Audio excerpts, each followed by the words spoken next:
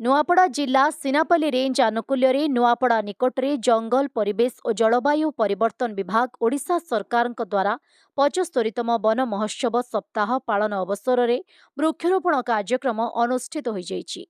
सिनापल्ली वनांचल अधिकारी जगतानंद मंगराज नेतृत्व में आयोजित एही कार्यक्रम रे खड़ियाल वनखंड एसीएफ मोहम्मद मुस्ताफा सलेहा, मिशन शक्ति बीपीसी विजय भित्रिया, स्थानीय प्रधान शिक्षक देवारचन भोई, फरेस्टर पूर्णचंद्र नायक, रंजन कुमार साहू, शरद सिंह बारिक, रामरंजन राउत, संयुक्ता नेताम, राकेश दंडसेना, रिजवाना बेगम, मनोज बाग, सौम्य सुनानी, शक्ति प्रधान, स्वेच्छासेवी वरुण सुनानी प्रमुखों समेत मिशन शक्ति महिला, स्थानीय वन सुरक्षा समिति और छात्र छात्री बहु संख्यक सामिल होइथिले। समस्ते गछ लगाई परिवेश बंचाई जीवन को सुरक्षा देवा नहीं मत प्रकाश करी लोकों को सचेतन कराइथिले। एही अवसर में नुआपड़ा जंगल प्राय 8 हेक्टर अंचल में प्राय 3000 वृक्षरोपण कराजिबा नहीं लक्ष्य रखा विभागीय सूत्ररू जଣାपड़िछि।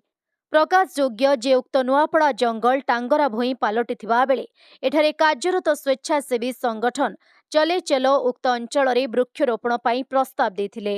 स्वेच्छासेवी संगठन प्रस्ताव क्रमे वन विभाग पक्षरु एही वृक्षरोपण करा जाउछि। एही जंगल पुनरुद्धार हेबा द्वारा स्थानीय लोके उल्लसित थिबा जଣାपड़िछि। एही कार्यक्रम रे विभागीय समस्त अधिकारी कर्मचारी और स्थानीय लोके सामिल होई सहयोग करथिले। मुई चले चलो संस्थार आसचे मोर ना वरुण सुनानी आ 2019 रु नुआपड़ा ग्राम पंचायत और भुरुआमुंडा ग्राम पंचायत आम अवेयरनेस कैंप गुड़ा करूँ जल संरक्षण और वृक्षरोपण केन्ता हो पार्बा जेनटा कि परिवेश सुरक्षा हो पार्बा वर्षा जल ठीक से हवा से लगे आम सब बेले प्रत्येक गाँव में आम गोटे गोटे ये ग्रुप बनईचु जल सुरक्षा महिला कमिटी और से आम सचेतन करूँ जे वर्षार जननी होचे जलर जननी होचे जंगल आ जंगल रे गछ थिले ही जंगल से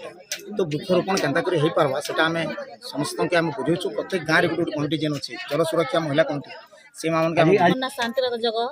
नुआपड़ा पंचायत गोटे नुआपड़ा सीएल 10टा एसएचजी कनिकर में काम करुछे मोर ना सीआरपी रूपे काम करुछे आमर गाँव जेन जंगल ने आज वृक्षरोपण हेबा लगे जेते आम महोत्सव 75 महोत्सव पालन करबा लगे जेनता कहते छे सेंती एसएचजी माँ मन के 10टा एसएचजी माँ मन आसिकिना नुआपड़ा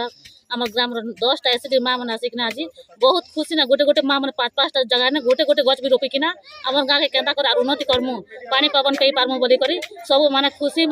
ना आसिकिना गछ गोटे गोटे रोपण करी करी से मन जीवा लगे खुशी होछन घर के जीवा लगे। आज हमर वन महोत्सव रो चतुर्थ दिन से लगे आम बार्डिंग प्लांटेशन सिलेक्ट कर 10 Hector plantation staff SHG group mission शक्ति माँ मैंने समस्त आज प्रेजेंट थे भल हिसाब से समस्त पार्टिसिपेट करते गज रोप प्लान अच्छे आम 3000 लगेवाई देखा जो के लगा लोक सचेतन এখন मीटिंग माध्यम अवेयरनेस गुड़ाए प्रोग्राम कराई आगुरी भी कराई आम समस्त को फ्री रे चारा भी बंटन करुँ रेंज ऑफिस रे कराई प्रत्येक सेक्शन रे सब वन महोत्सव कराऊँच प्लांटेशन केमती सुरक्षित रहा भी पदक्षेप ना समस्त अवेयरनेस करा वन महोत्सव जनसाधारण कौन सचेतन वन महोत्सव देखो एक आमर सरकार तरफ गोटे कार्यक्रम जुलाई 1 रु 7 पर्यंत सेटा केमती आम महासमारोह महा उत्सव आम पालन करवा से समस्त को अभिनंदन करुँच प्रोत्साहित करने आम चारा बंटन कर सुरक्षा भी आम पदक्षेप जहाँ फेंसिंग करुँ स्टागर फेंस करुँ आम बर गछ लंग लिफ बर गछ पिपल गछ आदि को आम मैक्सिमम प्रायोरिटी दूँ।